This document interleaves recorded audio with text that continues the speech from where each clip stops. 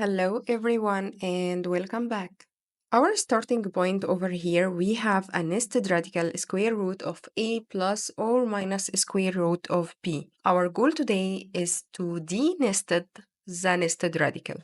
Our goal is to see if this complex structure can be rewritten in a simpler unnested form. So let's start with the de-nested form that we want to rewrite this nested form to it. So let's assume over here we can rewrite this form into square root of x plus or minus square root of y.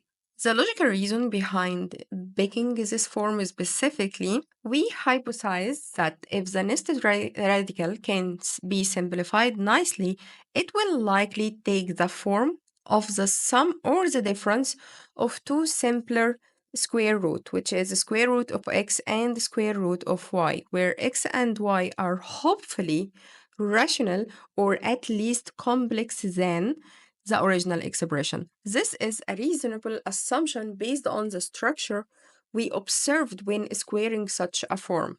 So let's now make them both equal to each other. So our starting point, actually, we are going to have square root of a plus square root of b, and over here plus or minus equal to square root of x plus or minus square root of y. Now let's bring this square root to the other side of the equation. We will get a plus or minus square root of b equal to square root of x plus or minus square root of y, and all of this squared. Squaring this hypothesized form will give us x plus or minus 2 root xy plus y, and that will be equal to a plus or minus square root of b. Let's rearrange the right-hand side of the equation. We will get x plus y plus or minus. I want to bring the 2 underneath this square root.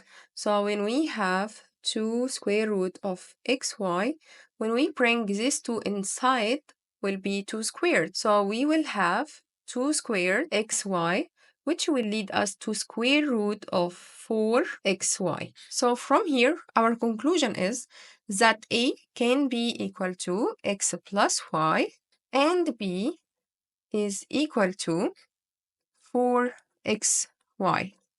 Okay? And I would like to bring 4 to the other side over here and write xy will be equal to b. Since now we have the sum and the product, a useful algebraic identity relates the square of the difference, which is x minus y squared, will be equal to x squared, and over here plus y squared, and we will have minus 2xy.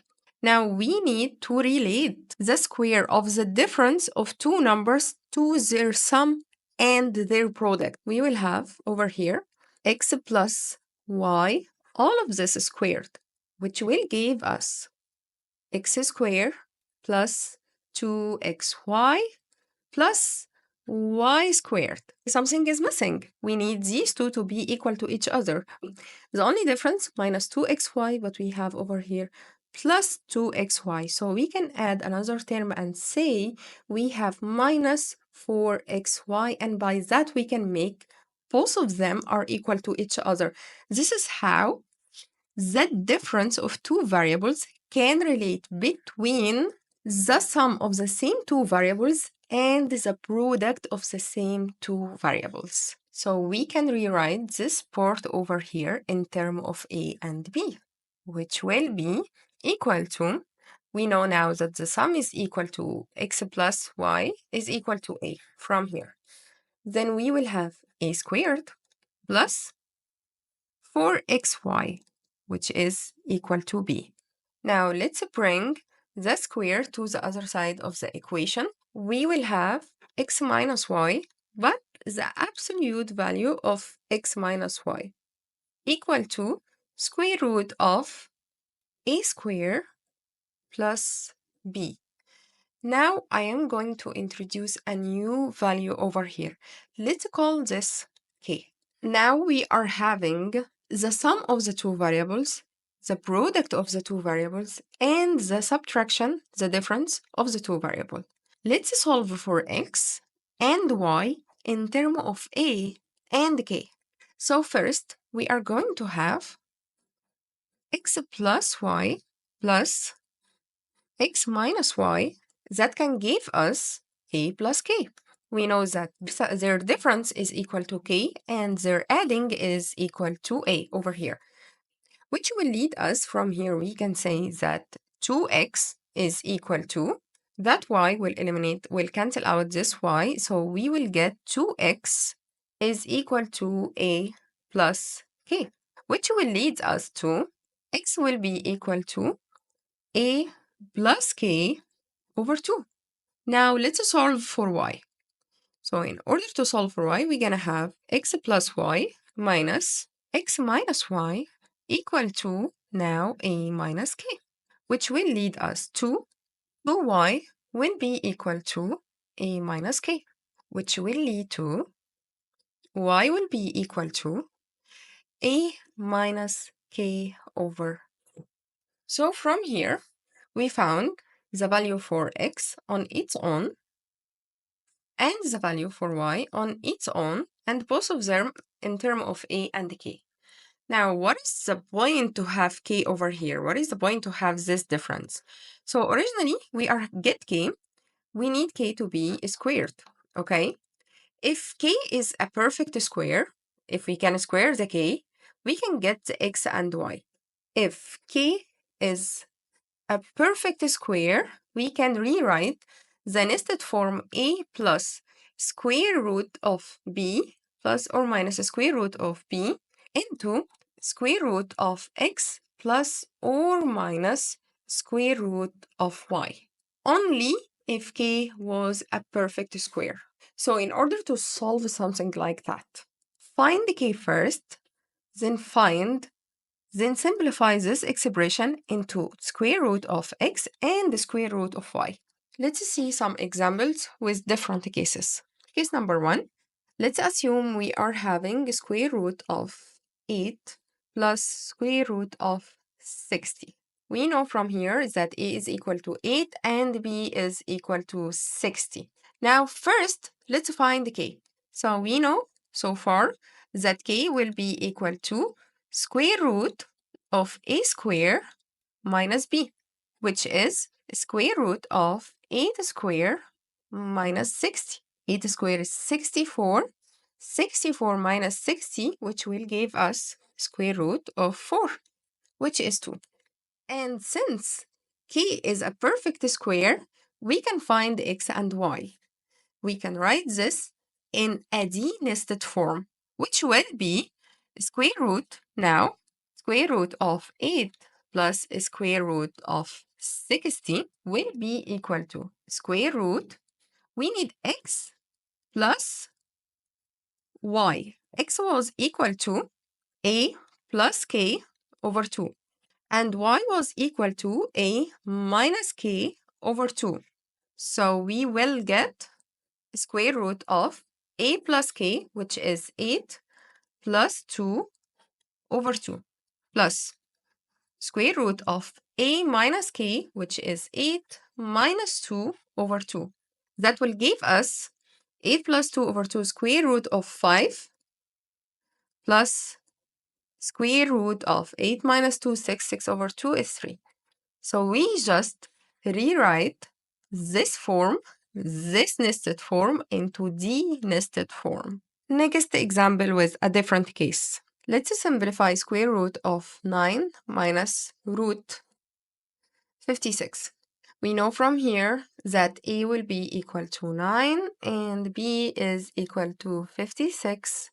Now let's find the k.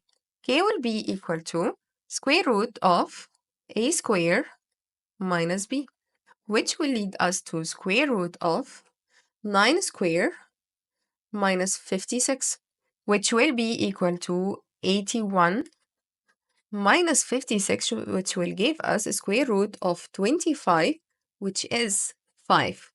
and this k is a perfect square. So we can find x and y and write this nested form into de-nested form.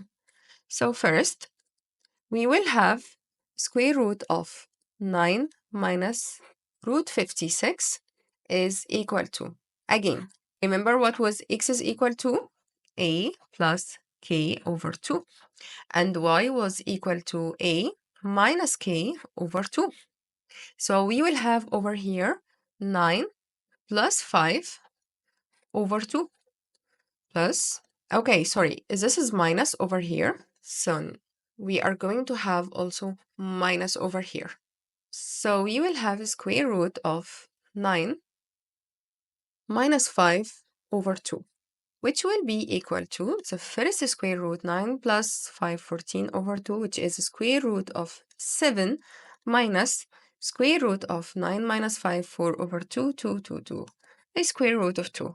And that's it. We just wrote the nested form into the de-nested form. Let's check a very different case. Let's assume we are having a square root of 5 plus root 2. We know that a is equal to 5 and b is equal to 2. Now let's find k. K again is equal to a square root of a square minus b, which will be equal to square root of 5 square minus 2. 5 square is 25. 25 minus 2, which will give us a square root of 23, which is not a perfect square. And that's it for today. The key to simplifying square root of a plus or minus square root of b lies in the value of a square minus b. If it is a perfect square, we can beautifully de-nested the nested radical into a sum or a difference of a simpler square roots. If not, the nested structure will likely remain in the same form. This technique is a testament to the elegant connections within algebra. If you have any question, please leave it in the comment. Thank you so much and please have a good, beautiful day. Bye-bye.